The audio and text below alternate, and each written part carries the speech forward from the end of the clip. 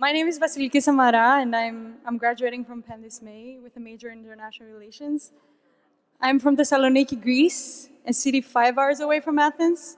In fact, I'm currently the only Penn undergraduate student who does not hail from the capital.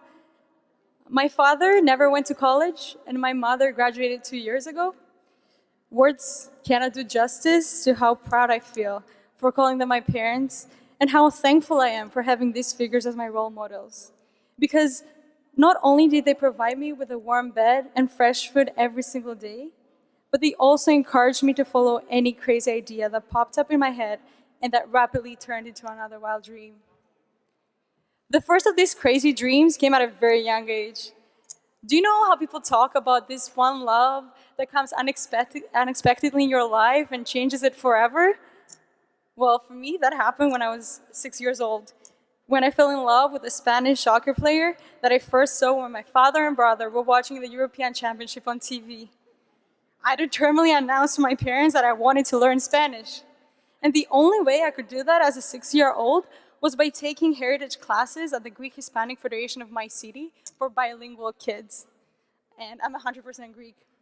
These classes ended up defining who I am, as they instill in me my fascination about new cultures, new landscapes, and new people. For years, while I was growing up, I was satisfying my desire to learn about the diversity of the world by taking an increasing number of language classes. English, French, Spanish, Portuguese, Turkish, Russian, Swedish, Italian. Traveling and getting exposed to new cultures was my biggest ambition, but unfortunately, due to financial restrictions, I could not enjoy family trips abroad. This is why I never missed an opportunity to apply for funded opportunities that would enable me to explore a new part of the world. At the age of 13, I boarded a plane away from the security of my parents and teachers and headed for international summer camp in the UK.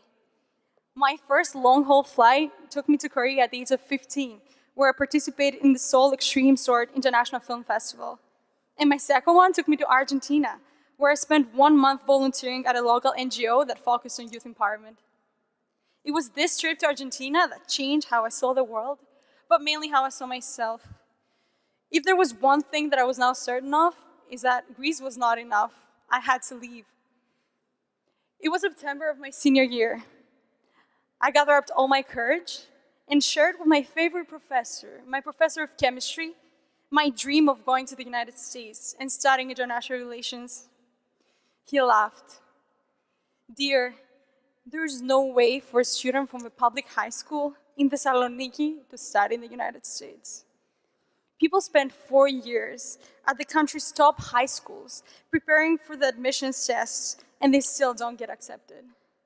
I suggest you stay here, and with just a little effort, you can get into the Department of Medicine or Chemistry. I was extremely disappointed, but I did not give up. After that day, I spent every night on the internet, as I had no idea whatsoever about terms such as SAT, Common App, even Ivy League. Here we go, less than 1 month until the SAT, 2 months until the SAT subject tests.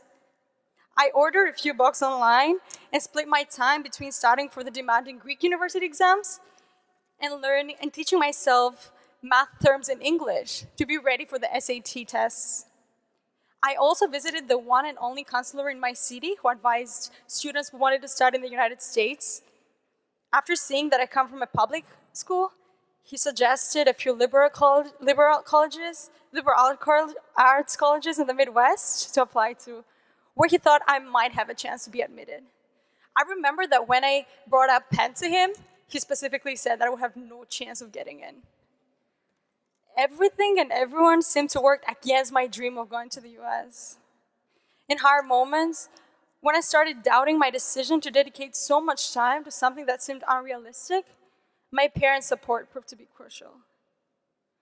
I applied to Penn because my parents believed in me, and their confidence turned into my empowerment. I remember the night that I found out that I got into Penn, how many emotions can fit in a single moment: enthusiasm, fulfillment, excitement. I had passed the first, maybe the most challenging part. I got in. Now there comes a second and more complex one: funding. Greece at the time was in the midst of its worst economic crisis in history. and both my parents were severely affected by the implemented austerity measures. My mother's salary as a public servant was decreased by 40%, and of course, income such as Christmas or Easter bonuses belong to the pre-crisis years. More dramatically, the enterprise for which my father worked was on the verge of declaring bankruptcy.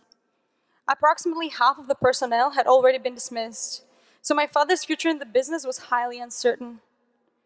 Under these circumstances, our initial excitement about Penn was short-lived. I could see in my parents' eyes a real anxiety about how they would tell me that we cannot afford a US education after all, that I cannot come to Penn. I think that the moment that I heard back from the Student Financial Services with my scholarship package was even more thrilling than when I found out that I got admitted. Finally, it seemed like my dreams took a specific form and shape. I'm going to the US. This is real life. I'm going to Penn. I would therefore like to thank again and again Mr. Dracopoulos, Mrs. Tamatiadis. As without the contribution, I would not be sitting here right now. I would not be about to graduate from one of the world's top universities, learning along leading professors in their field, and with friendships that will last for a lifetime. My professors in high school thought that my grades would make me a good doctor, but my real passion is global affairs. Thanks to my Penn education, not only have I taken classes taught by World Bank consultants and former United Nations advisors, but I also gained incredible international experiences, which have taken me from Mongolia and China to India and Brazil, and even Azerbaijan, where I secured an internship at the Greek embassy there during my sophomore year. Aside from the academic aspects, Penn has also been the place where I grew and developed as an individual. At a time where I was scared of feeling alone, being an ocean and 7 time zones away from the people that were the closest to me, I found a home in Philadelphia. My synchronized swimming team and our travels to Virginia, Ohio, Arizona, Florida for competitions turned into a family. And sitting with my hallmates at our dorm lounge made studying for finals more enjoyable than I would have ever imagined.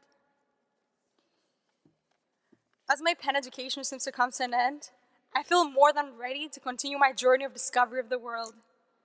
I couldn't have asked for 4 more impactful, shaping, and fascinating years. Thank you, Penn. You changed my life. Thank you.